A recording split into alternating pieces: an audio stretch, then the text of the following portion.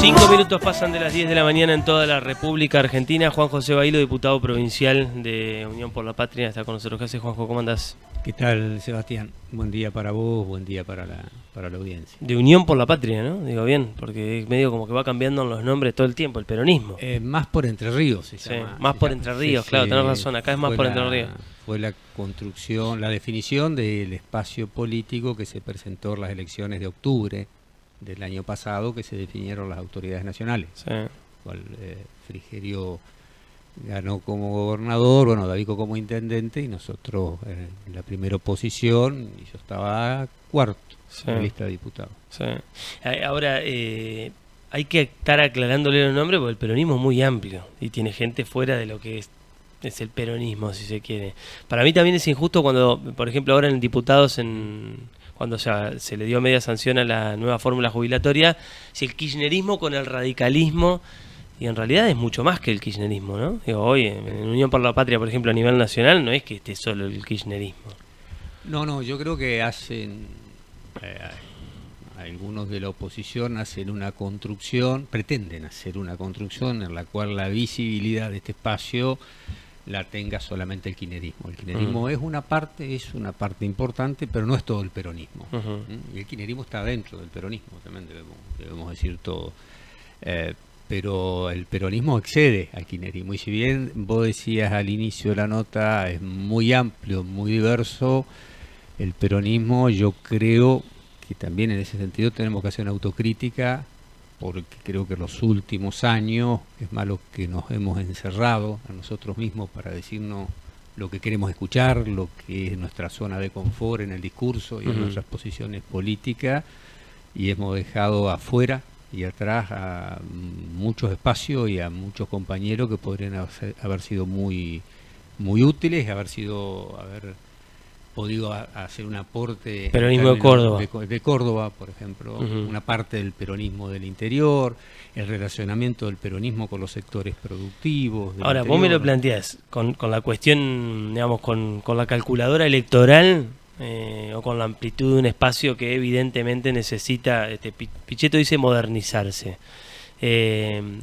Porque uno si se pone a hacer la sumatoria y dice, bueno, si hubiésemos tenido el peronismo de Córdoba. Ahora, ¿es por el lado electoral o es por el lado de la necesidad de encontrar un espacio con otra agenda? Vos lo podríamos, vos preguntás y yo respondo, pero sí, lo podríamos sintetizar a esta reflexión que vos hacés: ¿lo hacen por conveniencia o lo hacen por convicción? A esa definición. Yo creo que hay que hacerla por las dos cosas, pero primero por convicción, porque si vos no haces las cosas por convicción, no las podés sostener por conveniencia en el tiempo. Aparecen las diferencias de criterio, aparecen las tensiones. Sí. Cristina con Alberto, claro, eso es conveniencia. Las discusiones y no se puede sostener en el tiempo. Entonces, los acuerdos programáticos, los acuerdos electorales tienen que ser por convicción. Y yo creo que el peronismo debemos, hay que hablar en primera persona del plural. Yo no soy quien para interpelar a los demás. La autocrítica tiene que empezar, en todo caso, por mí. Debemos interpretar estos nuevos tiempos de la sociedad, porque la sociedad votó como votó y respetarla, por algo la gente vota como vota, haciendo la autocrítica de lo que hicimos, de lo que hicimos mal, de lo que nos faltó, del contexto, de cómo heredamos, de que nos tocó una pandemia, de que hubo que emitir, en el marco de una pandemia que se desplomó la actividad, hubo que emitir pesos a mansalva y después no hicimos las correcciones a tiempo en términos macroeconómicos. Después entraron los tiempos electorales y ya no se pudo hacer. Bueno, fracasamos en eso de cumplir con el contrato electoral que teníamos allá en el 2019. Pero además hay una nueva manera de mirar la política de la gente. Nosotros tenemos que entender eso. Entonces el peronismo tiene que dejar atrás algunas cuestiones que para nosotros pueden haber sido muy buenas, y en determinado contexto y coyuntura hay que entender los nuevos contextos, hay que entender la nueva demanda de la gente, y establecer un nuevo contrato social y electoral con los sectores trabajadores, con los sectores contrapropistas, con el comercio, con la producción. Al peronismo le cuesta horrores construir vínculos con los sectores productivos. Esto te lo digo yo, que hace 6 años que vengo trabajando en este sentido. ¿Por qué? Ahí está la pregunta. Y yo no me puedo enojar con los sectores productivos. Te cuento brevemente una anécdota de un empresario muy importante, pero pyme, de Paraná, cuando yo era el ministro de la Producción en el 2021, lo llamé para hablar después de las elecciones de noviembre de 2021, que habíamos perdido por 21 puntos las legislativas. Hablamos de distintas cuestiones, yo le pregunté cómo le iba con respecto al 2018-2019, le iba pero muchísimo mejor en ventas, en inversión, en desarrollo de mercado, en incorporación de personal, en líneas de financiamiento para apalancar el crecimiento, en un montón de cuestiones, comparado con la cuestión con Macri. Y le digo, ¿no votaste? No lo voté. Bueno, tranquilo, que el problema no es tuyo, el problema es mío. Porque si el peronismo genera todo esto para los sectores productivos, para el entramado productivo, para el comercio, para los trabajadores, que sensiblemente están mejor que en la época de Macri a la hora de votar. En aquel momento comparábamos con Macri, ¿no? Hoy es la realidad. Eso no se plasma en el voto. El problema es mío, que no construyo confianza para que estas políticas que ponemos en valor y que ponemos en ejecución, que benefician a estos sectores, no se terminan plasmando en un contrato electoral. Y a partir de ahí hay que repensar algunas cosas. El peronismo, yo conozco, todos podemos hablar de todo, ahora algunos tienen más autoridad que otros para hablar de determinados temas.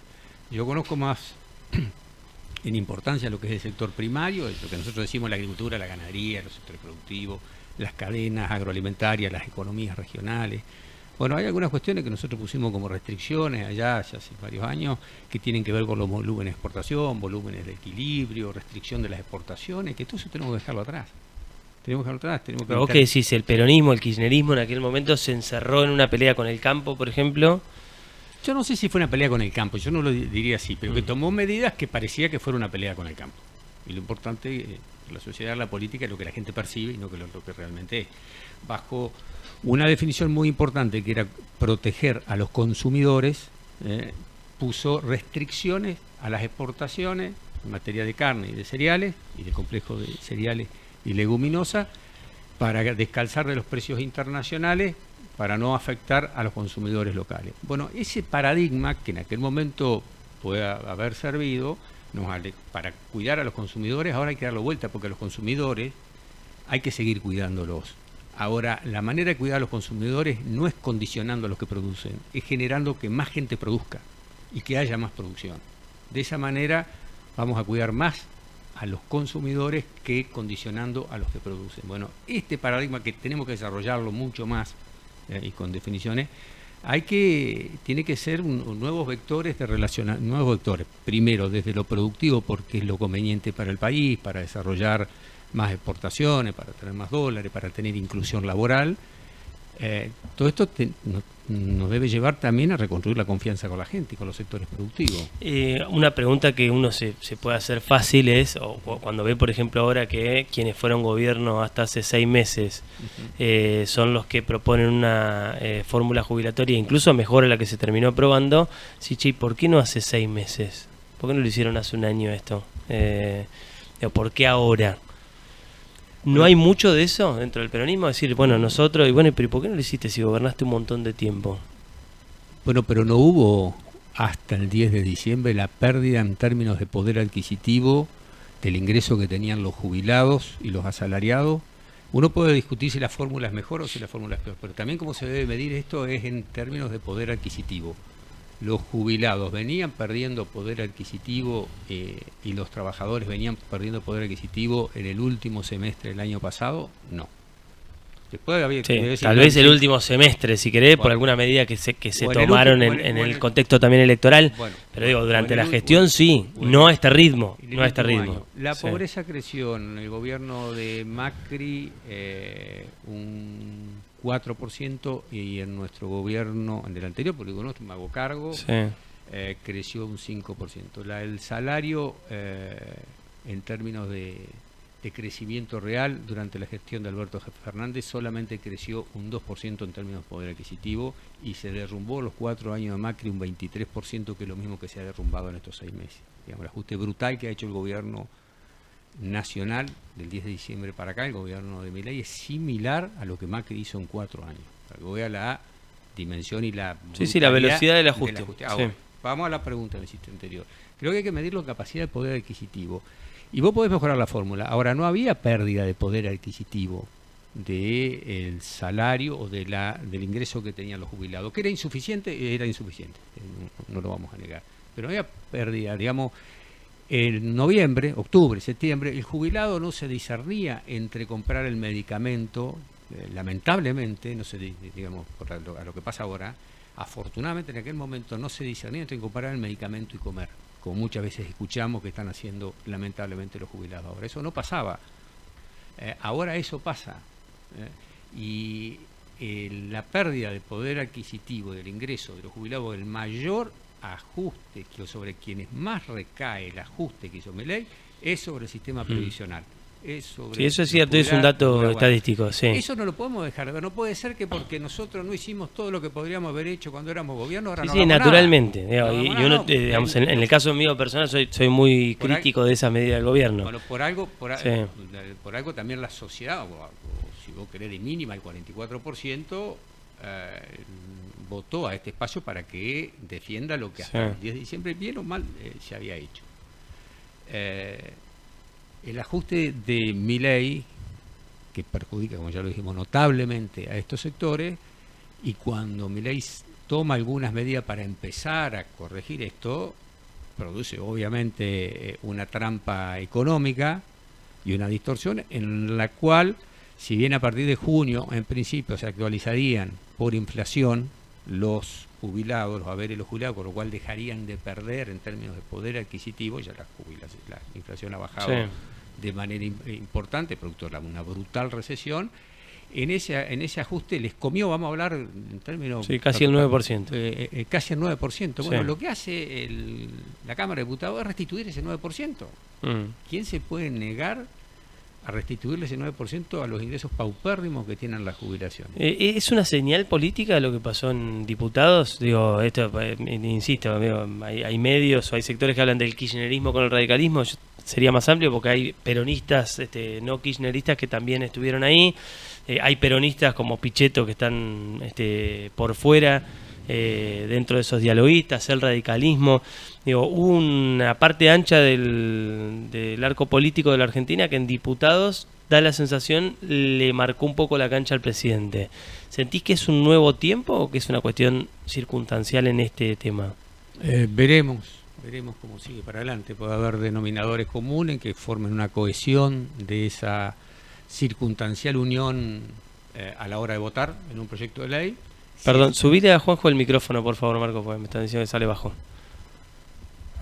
Hay que ver si es, el tiempo dirá. Yo creo que si es una mera sociedad, mera por términos de coyuntural, para votar determinado proyecto de ley, de dirigentes o diputados, en este caso, que tienen mayor empatía y sensibilidad, o si eso con el tiempo se traduce después en una cohesión social, encontrando denominadores comunes de hacia dónde tiene que ir el país para mejorar todo lo que tiene que mejorar sin que ese mejoramiento recaiga sobre los sectores más sensibles de la sociedad.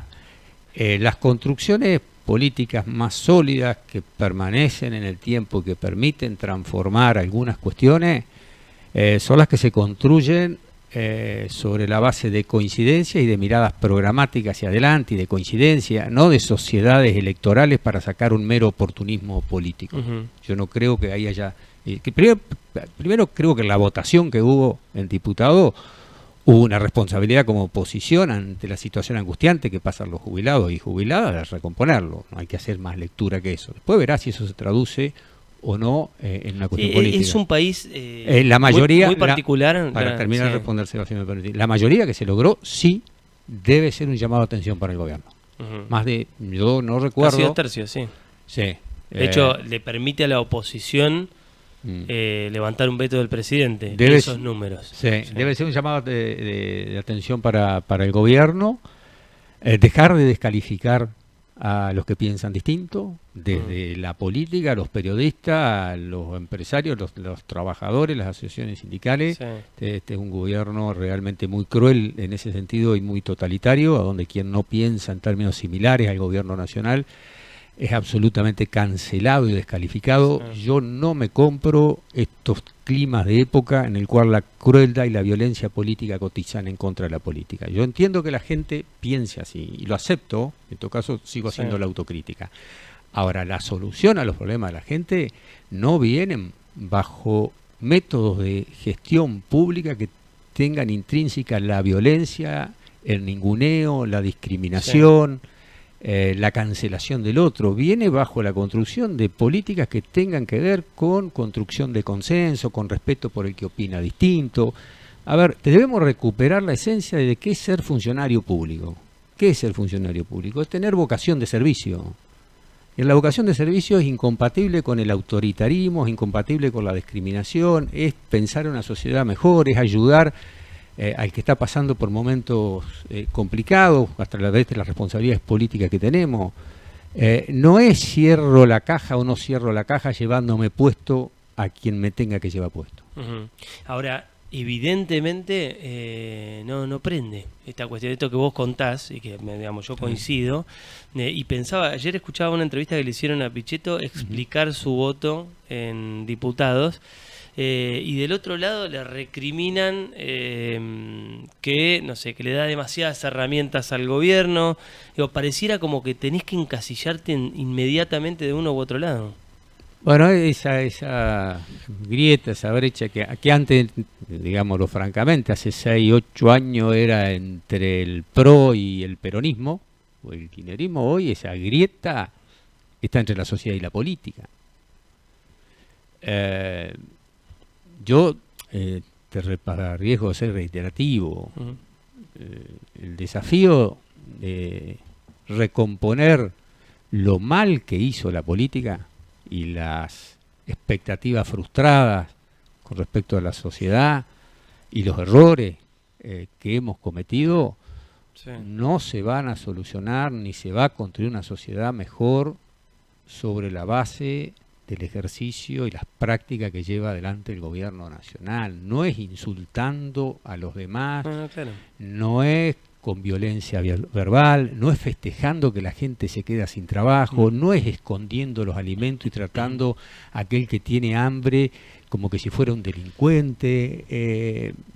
No es sobre la base de ese discurso violento como se construye una mejor sociedad. Después, y en esto yo creo que hay una gran coincidencia del radicalismo y de otros sectores de la política.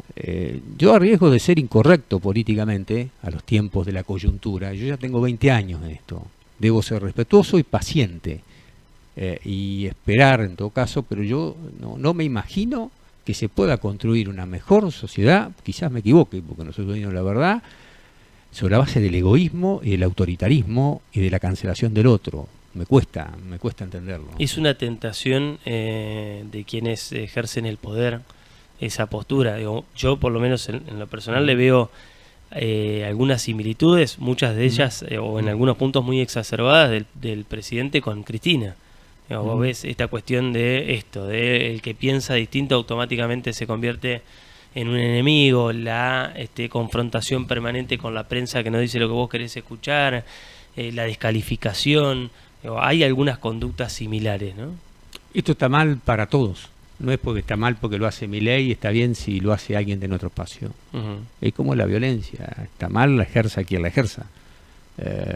Yo creo no haber, bueno, nos conocemos hace bastante, no me gusta la autorreferencia, en el paso por la función pública, las distintas responsabilidades, nunca tuve ese tipo de características en mi gestión. De hecho, experimenté, sufrí, me tocó vivir situaciones de mucha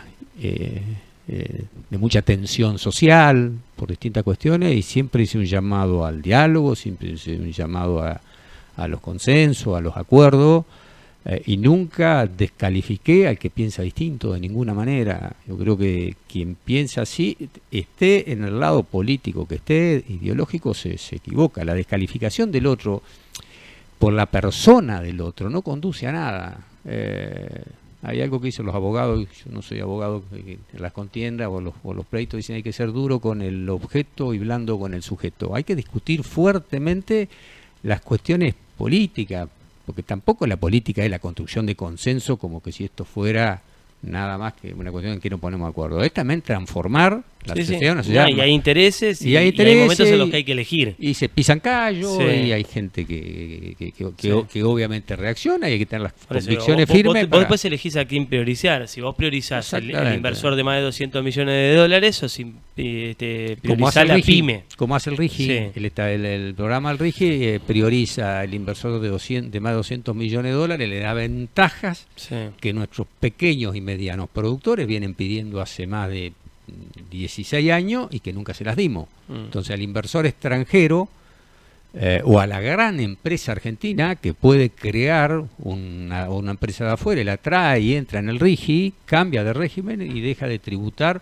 por ejemplo, los derechos a las exportaciones, tanto para la minería, la industria, como para el complejo de cereales y oleaginosa. Entonces entra una... ¿Pero eso qué quiere decir? En una Que si viene asimetría- ponele que viene un empresario y compra Vicentín, invierte más de 200 millones de dólares.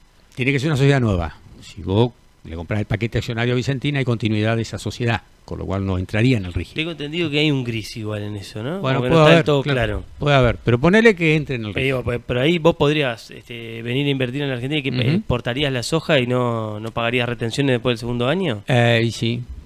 Sí, si vos entras bajo el régimen del RIGI, sí. Te estableces en el Puerto Rosario, en el más importante de los complejos cerealeros, que es Timbúe.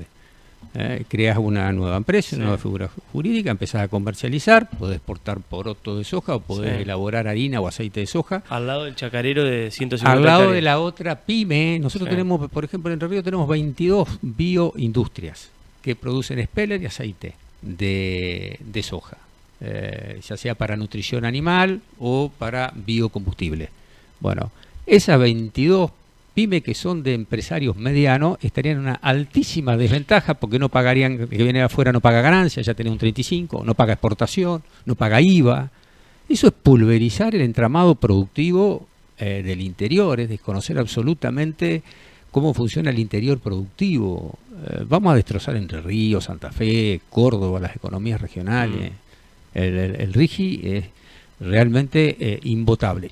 Y acá me pongo también en una cuestión que por ahí el peronismo nos equivocamos anteriormente. Vos me preguntás, ¿necesitamos un régimen de inversiones para el desarrollo de la energía? Sí, claro que necesitamos, porque son inversiones multimillonarias en dólares y creo que hay que complementar la inversión nacional. El problema es lo con la pendular, internacional. digamos, lo veníamos hablando en otras cuestiones. El problema es que vos pases de una economía brutalmente cerrada a darle la libertad que se le ocurra a alguien que viene con más de 200 millones de dólares.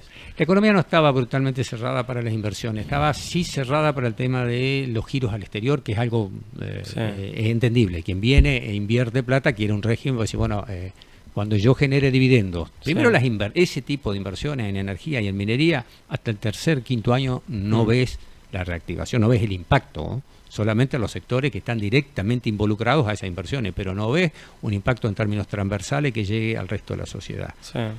Y es lógico que quien viene con 500 millones de dólares te diga, bueno, yo en algún momento voy a empezar a ganar plata. ¿Cómo quiero un régimen para poder girar dividendos a quien puso la plata para que yo haga esta inversión? Y bueno, y vos le des previsibilidad. Lo que no le podés dar es que a partir del segundo año se la puede llevar toda y ni siquiera la tiene que pasar por el Banco Central. Sí.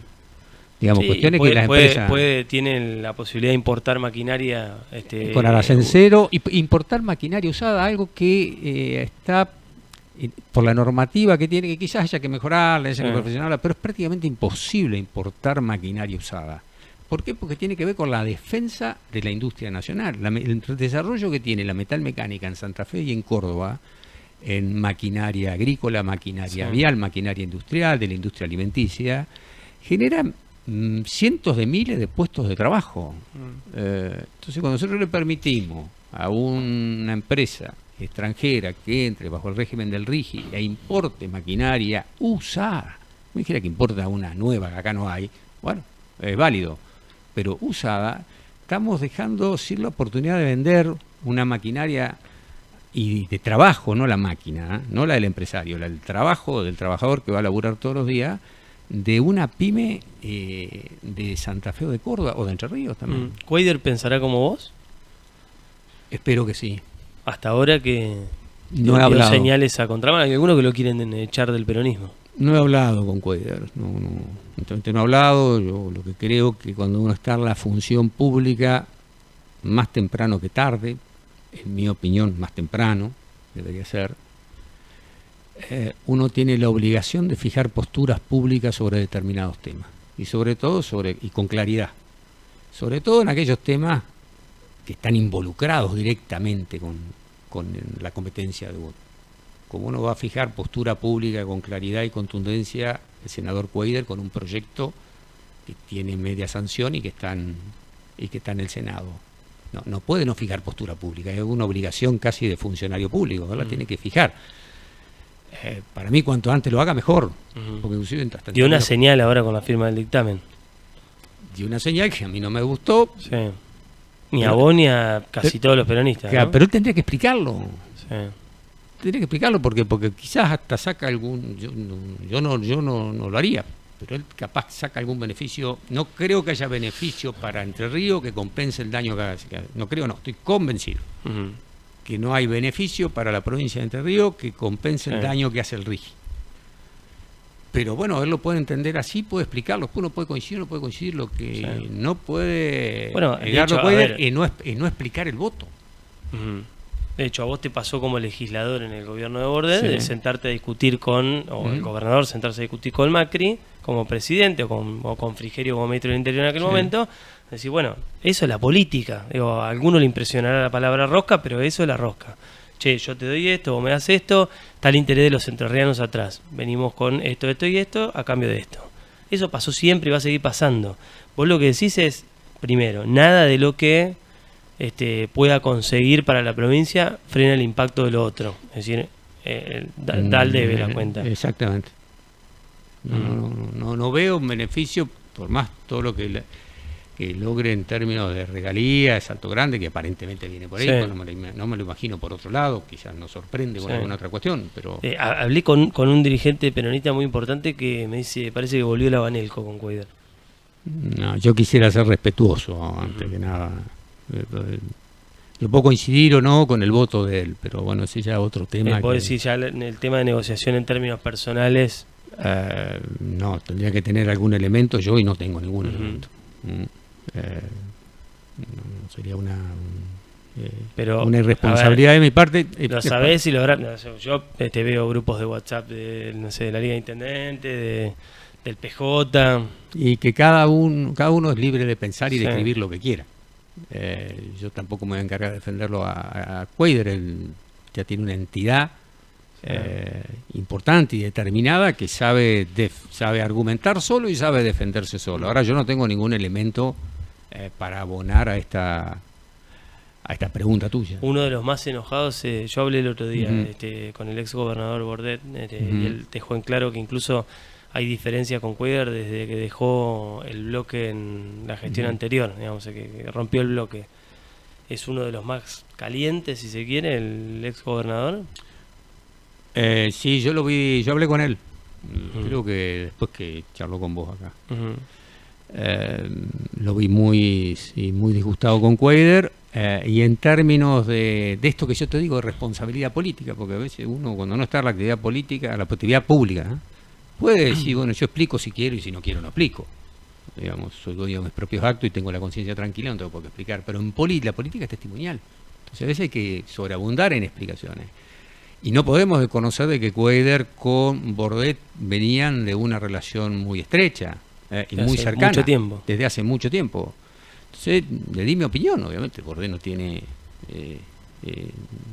no sé si la necesita o no, pero bueno, yo me creí con el compromiso de Barcelona. Le digo, mira, me parece muy bien lo que hiciste, de explicar tu disenso, tu diferencia y tu oposición a una supuesta...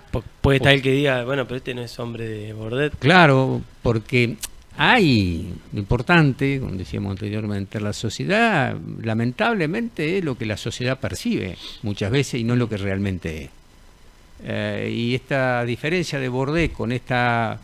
en cuanto a esta postura frente a acompañar o no la ley esta, Si Bordet no salía a explicar de que él está absolutamente en contra, la gente naturalmente, sobre todo nuestro espacio político, lo podía asociar de que ahí había una opinión en común. Sí, tiene un argumento a su favor el ex gobernador que es también diputado y él ya había votado en contra. Bueno, también la política, además de la... Lo puso en ese lugar, digo... es testimonial. Esa la tiene a favor, ¿no? Y es testimonial. Y en tiempos en que la palabra de los políticos, de nosotros, tiene tanta debilidad o falta de credibilidad, lo que más sirve son las posturas y son las acciones y son lo que hacemos público. Entonces creo que más allá de que Bordet pueda hablar una hora con vos y vos llegar, yo sé la importancia que tiene y cuántas visitas tiene la página de usted y lo importante que es a nivel provincial y nacional, esta o puede ser otra página, lo que le queda a la gente es lo que hace Bordet, y lo que hizo Bordet fue votar en contra. Estás escuchando a Juan José Bailo, diputado provincial de Más por Entre Ríos. Recién decías lo que percibe la gente. Te vuelvo un poquito al plano más nacional, lo que tiene que ver con el presidente. Ayer escuchaba el testimonio de una persona en la terminal de Retiro en Buenos Aires contar que no llega a fin de mes. El periodista le dice, bueno, ¿a quién votaste? A Javier Milei. Contó todos sus penales, sus penas, y le preguntan, ¿lo volverías a votar? Obvio, dijo el tipo. Esa percepción de la gente, o lo que yo diría, si hubiese estado en el gobierno anterior como estuviste vos, ¿tan malos somos? Digo, para que alguien que diga que no llega a fin de mes, que está peor que antes, diga, sí, yo lo voto igual. No, tan malos no somos, pero la gente percibió que quería un cambio, no estaba para nada. Ojo, hubo un 44, hay que contar la película un poquito, porque si no la foto... Sí, Massa tuvo a 3 puntos de ganar en primera vuelta. Estaba a 3 puntos de ganar en primera vuelta, y cuando Sergio Massa asume el Ministerio de Economía en julio, digámoslo con la sinceridad que nos caracteriza, estábamos más cerca de irnos en el helicóptero, tristemente célebre por segunda vez, claro, sí. estábamos Había más cerca de nuestro gobierno, sí. Lo dijo Catopodi, no lo dijo un masista, Catopodi lo dijo. Estábamos más cerca de irnos en un helicóptero que de terminar el gobierno. Y Sergio Massa ordenó, y sobre todo ese segundo semestre de allá de 2022, con algunas medidas. Yo te recuerdo que la inflación de noviembre en aquel momento fue del 4, y habíamos subido con una inflación del 8, casi el 8 en julio, con algunas medidas macroeconómicas, con algún ajuste en las cuentas públicas. Después vino la sequía y nos pegó, la sequía fueron 19.800 millones de dólares menos. Para ponerlo en términos concretos, una de las consecuencias de la sequía fue, por ejemplo, que hubo 1.532.000 camiones menos moviéndose en el país. Cuando vos dividís el cereal que faltó, producto de la sequía, los productores la primera víctima y la segunda las cuentas públicas, por el tonelaje promedio que carga un camión, hubo 1.532.000 camiones menos. Eso significa menos trabajo para la gente, menos combustible para la estación de servicio, para el restaurante, para la gomería. También no es solo la cuenta macroeconómica de los dólares que nos faltaron, también el movimiento en el mercado interno, en el consumo interno. Bueno, eso destrozó la economía del primer semestre. Y el segundo semestre entramos en un semestre electoral, donde cualquier gobierno está muy condicionado para tomar medidas de fondo y pretende llegar con la mejor performance posible. Bueno, partimos cerca del helicóptero y terminamos a 3 puntos ganar en primera vuelta y con un 44 y pico defendiendo, acompañando en el balotaje. No faltó, y hay todavía una fuerte crítica hacia nuestro gobierno y debemos ser muy respetuosos de eso. Pero el balance hay que hacerlo entre julio del 22 y noviembre del 23. ¿Cómo ves la provincia? La veo con cierta inmovilidad, que por otro lado, no tengo problema en decirlo, puede ser entendible. Puede ser entendible que un gobernador, cualquiera de los gobernadores, en este caso le toca a Frigerio, en algún punto se inmovilice ante la falta de previsibilidad política y económica del gobierno nacional, que avanza por un lado, que aprieta a las provincias, que le quita los fondos que le quita el gobierno nacional a las provincias, hace que todas las provincias de este país sean inviables. Y ojo con esta reflexión, Porque si yo digo eso nada más es porque puede parecer que los gobernadores son ineficaces en el manejo de las cuentas públicas. No, los fondos son de las provincias, que por el sistema de recaudación, por el sistema que tiene la FIP, por la capacidad de llegada... No son favores del gobierno nacional. No son favores, cuando dicen que eliminamos los envíos discrecionales, no son discrecionales, son de las provincias, no es si quiero te lo doy, si no quiero te lo doy. Están comprometidos y afectados por leyes, por convenios. Ahora, ¿no sería importante rediscutir en ese...? Bueno, ahí es donde yo veo y le hago la crítica a Frigerio. Yo puedo entender que los desatinos del gobierno nacional lo condicionen a él. Más allá de que algunas cuestiones me parece que fueron en exceso, por ejemplo, parar la obra pública en un 100%, la de financiamiento nacional, provincial, todas, cuando había obras de financiamiento provincial que tenían un avance de un 99%. Parar una obra con un avance del 98, 99% es generar más costos que renegociar la terminación de la obra. Creo que ahí hubo una... Sí, y eso me dio en términos económicos. Yo te diría en términos humanos, acá hay viviendas que están por entregarse, con familias que están desesperadas por tener su techo y no se entregan. Ahí está el barrio... Las Ramas. Sí, el de Bicoer de 30 viviendas creo que es, que lo aprobé yo, Arloteo, como intendente en el año 2015. Estamos hablando de 9 años atrás y esa gente todavía sigue dando vuelta. Y está ahí también hay una autocrítica del peronismo que pasó todo ese tiempo y no le entregaron la vivienda, ¿no? Que está en un 88% de avance, que ya deberían estar entregadas. Sí. Bueno, y esas se pararon. Ahora, déjame terminar la idea. Cuando Frigerio se inmoviliza bajo estas cuestiones, más allá que algunas cosas las hace en exceso, y para mí hay algunas cuestiones también de desconocimiento de cómo funciona la administración pública provincial que ellos han subestimado y que ahora se encuentran con esas complejidades. Yo no entiendo, lo que no entiendo de Frigerio es cómo las políticas nacionales que claramente perjudican a los entrerrianos y obviamente lo perjudican a él en su gestión, él las apoya casi sin beneficio de inventario a nivel nacional. Sus diputados le votan todo, acompañan, dice este es el norte que tiene que de la economía, esto es lo que tenemos que hacer, y resulta que esas medidas después lo terminan afectando primero a los entrerrianos y después a él. Eso es lo que no entiendo. Yo puedo entender que lo condicione. Lo que no puedo entender es si lo que a vos te condiciona y te perjudica, vos lo apoyás. Sí. Yo hablé con un funcionario de Frigerio y me decía, no somos tirabombas, y lo que hicimos es, primero, por ejemplo, con el tema de la caja de jubilaciones, lo planteamos en términos políticos, en términos administrativos y terminamos en la Corte. Cumplimos con... No nos vamos a oponer por oponernos, pero reclamamos lo que creemos que tenemos que reclamar. ¿Por qué está esta demanda, esto que decís vos, che, te plantás ante estas cosas de nación o no? Bueno, desde la provincia es en sí, con otras herramientas. Sí, pero hay otras cuestiones que tienen que ver, por ejemplo, con lo que votan los legisladores, la ley base o el DNU, que perjudican claramente al entramado productivo entrerriano. Hay otras cuestiones que tienen que ver, yo no lo veo reclamar a Frigerio con energía los fondos públicos para reactivar las obras de vivienda. Las obras de vivienda por ahí no tienen una gran visibilidad, salvo para los grupos de interés, para los vecinos que están necesitando la vivienda y no se forman gran parte de la agenda, pero quienes pasamos por la experiencia de ser intendente sabemos que es una de las principales demandas que tenemos, y el gobierno nacional descree absolutamente de esto, dice que la gente se organice y se haga la obra pública. ¿Cómo van a hacer eso? Bueno, y Frigerio no plantea con energía la remisión de esos fondos para la continuidad, porque son fondos de la provincia que vienen a través de los institutos provinciales. Vos fuiste intendente, yo ya te lo he preguntado, pero da la sensación de que la ciudad escribe un capítulo nuevo cada semana. Yo te decía, che, ¿no te parece que se está rompiendo, que se rompió la política local, que no era esto así?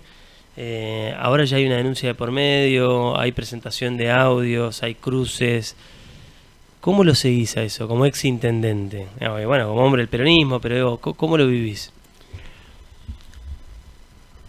Con cierta desilusión, porque me parece que sin renunciar a las obligaciones y responsabilidades que tiene en este caso Davico como intendente, me parece que hay cuestiones que es responsabilidad de la política solucionar, y que se arranca por la judicialización y no por agotar las instancias de diálogo y de acuerdo en términos políticos sanos, digamos. Cuando se va una gestión, o se termina una gestión y viene otra, es sano y es responsable y es de madurez institucional y política que haya diálogo entre la gestión que se va y la que viene. Sí. y que no necesariamente tengan la misma mirada, porque además cambiamos de color político, con lo cual necesariamente va a haber otra mirada. Bueno, en esa transición, esto es lo que yo veo de afuera, en esa transición se manifestaron y se charlaron cuestiones que decían, bueno, ustedes iban para allá y nosotros no vamos a ir para allá, para el norte, nosotros vamos a agarrar para el este con este tema. Sí. Bueno, es legítimo, para algo te eligió la gente. Sí. Ahora, esa disidencia la terminaron judicializando cuando era una disidencia política, Bueno, pero ahí tenés de prioridad. dos escenarios. Te digo porque yo hablo con los dos lados todo el tiempo. Del lado del gobierno te dicen, no se trata de una cuestión para dónde queríamos ir. Nosotros encontramos irregularidades y por eso lo llevamos a la justicia. Y del otro Pero lado ellos manifestaron claramente que están en contra del parque industrial seco. Sí, Ujú. y del otro lado te dicen Y eso. no Ellos hay dijeron que problema. no lo quieren al parque y Ujú. siembran dudas sobre la honestidad de la gestión para correr el foco de la discusión. Podemos discutir si el parque industrial seco es virtuoso o no para Sí. la ciudad. Ellos pueden decir, no lo queremos, no es virtuoso, me parece que es innecesario. Reconfiguren eso, vean qué hacen con ese predio y generen algún tipo de acción y de política para hacer un aprovechamiento de los fondos públicos invertidos ahí. Ahora, eso no significa que una diferencia en mirada política se tenga que judicializar. Y yo no veo en ese término que haya habido un perjuicio fiscal para... Vos decís, no se pagó Mirá, yo te voy a hablar de mi experiencia. Sí. Los 8 años que fui intendente recibí siempre el Tribunal de Cuentas. Cada vez que venían todos los años, no hay que tener una cuestión, y a todos los años y a todos los municipios, digamos, es una cuestión usual. Y ellos siempre hacían hincapié, sobre todo los primeros años que yo les preguntaba, en cómo debía ordenar las cuestiones administrativas y de qué tenía que tener más cuidado en el cuidado de los fondos públicos. Y ellos, entre las cosas que yo recuerdo, que me quedaron marcadas porque insistían y machacaban con eso, que no haya perjuicio fiscal, que no haya un pago indebido, que no se pague algo que no se realizó, que no se haga eso con una actitud dolosa. Bueno, eso no hubo en este caso. No hubo un pago. Y no hubo un pago, te digo, lo sigo por los medios, no hablo con nadie, no hubo un pago porque el mismo funcionario que interviene, Carlos García, pide por nota formal y que se incorpora, tengo entendido, al expediente, porque es el que da inicio a la causa. Fue funcionario tuyo. Fue funcionario mío y no me cabe ninguna duda de la honestidad de Carlito García. No me cabe ninguna duda de la honestidad de Carlito García. Él mismo pide que no se pague. ¿Hablaste con él? No. Me dijeron que está muy golpeado. Seguramente, porque debe ser espantoso que te ubiquen en ese lugar. Sobre todo cuando vos pusiste 12 años. Él es de planta. Él no es un hombre de la hecho, militancia. siguió trabajando él con es de esta planta. gestión, sí. Él podría haberse quedado en un costado y decir, no, mirá, dame una responsabilidad secundaria, yo me encargo de determinadas cuestiones, pero no asumo responsabilidades políticas. Y él asume por un compromiso con la ciudad, porque tampoco venía de una militancia peronista, que vos decís, bueno, tener un funcionario que además coincide con la cuestión ideológica partidaria, eso va a ser mejor la convivencia en la gestión, y vos lo sumás. Carlito García, nunca le pregunté, no era afiliado, nunca le pregunté, no estuvo conmigo antes de llegar a la intendencia en las actividades partidarias, y sin embargo me pareció un profesional idóneo y con conocimiento, y lo sumé. Alguien que hace su aporte desde lo personal, termina en la justicia, independientemente de los nombres y apellidos. Me parece una... Sí, me parece que vale la pena tremenda aclarar, igual que injusticia. De hecho ni el oficialismo tampoco lo plantea. No se está hablando de que alguien robó algo acá. Se está hablando de que se dio por terminada. Pero el descrédito que hay con la política, con los funcionarios políticos, la gente lo primero que asocia, lamentablemente, y lamentablemente para cualquiera que le toque, y para Carlito en este caso, lo asocia con un hecho que tiene que ver con la ilegalidad. Para ir cerrando, Sí. tiran un bombazo adentro del peronismo con la victoria de Milei. Se están viendo cómo se reorganizan en todo el país. Me da la sensación de que están como aturdidos todavía. ¿Qué pasa acá en Gualeguaychú? ¿Cómo se está acomodando el peronismo de Gualeguaychú? De lo que fue, además acá se perdió la ciudad después de ¿cuánto tiempo? 36 años creo que eran. Sí, 36. ¿Cómo se reordenan? ¿Cómo se sale? Esa es una charla que nos tenemos que dar, que nos estamos dando, ¿no? Sí. Que nos estamos dando entre nosotros, de manera personal o con pequeños grupos. Creo que la mejor manera de reconstruir confianza entre nosotros, que es lo primero que tenemos que hacer, es condición necesaria, indispensable, pero no suficiente. porque si nosotros pensamos que reorganizando el peronismo podemos llegar a ser una opción de electoral dentro de 3 años y medio, Sí. Nos equivocamos. Con el peronismo solo no alcanza. Sí, a veces si no tenés organizado el peronismo, te puede faltar. Sí. Que creo que puede haber sido uno de los problemas que tuvimos el año pasado. Ujú. Puede haber sido. Esa reorganización del peronismo hay que dársela entre nosotros, con bajo perfil, con mucha autocrítica, sinceridad y honestidad intelectual. Pero lo que hay que hacer es presentarle en todo caso a la sociedad, en base a los antecedentes que tenemos en 36 años de gestión, porque cuidado cuando se descalifican 36 años de gestión, estuvieron 36 años, hay que echarlo. Eso es un insulto y una falta de respeto a la formación y a la aptitud democrática que tienen los ciudadanos de Gualeguaychú, que durante 36 años votaron por determinado espacio político o por determinado dirigente. Incluso cuando más arriba votaban otra cosa. Exactamente, más arriba votaron otra cosa, y acá a nivel local reconocieron que estos dirigentes eran valiosos en la gestión, o en su honestidad, o en su integridad. Entonces, aquel que descalifica 36, 20 años de gobierno, ¿no?, le está faltando el respeto a los ciudadanos. En algún momento la sociedad entendió que tenía que cambiar, cambió, somos respetuosos. Ahora, para volver a ser una opción de poder, digamos, o de nuevamente llegar a conducir los destinos del municipio, que legítimamente todo espacio político quiere, porque si no estaríamos descalificando a los espacios políticos y a la democracia, con lo que tenemos que reconstruir la confianza es con la gente. No es solucionando solo los problemas del peronismo, es el primer paso. Después tenemos que salir a presentar en su debido tiempo, en su debido momento, falta mucho, un proyecto de ciudad, de acuerdo al contexto y al momento en el que estemos, como yo decía en el 2007, pero creo que sigue siendo válido, un proyecto creíble con dirigentes confiables. Juanjo, gracias por venir. Gracias a vos. Juan José Bailo, diputado provincial, pasó por la mañana de Ahora o Nunca. 10:51 en todo el país, hasta las 12 hacemos el programa. Con el primer mate, Ahora o Nunca. La manera que elegís todas las mañanas para estar informado.